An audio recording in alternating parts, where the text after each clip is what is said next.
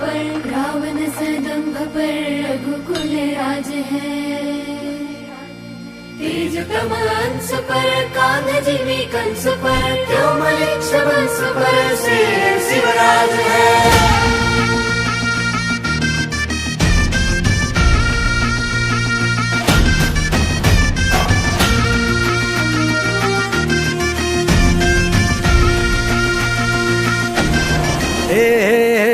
अंधार जुलमी होता पसरला समद्या गावा खेड्यात रे, सौराज्याचा सुरव्या उगवला हे तत्काळी ही रात रे।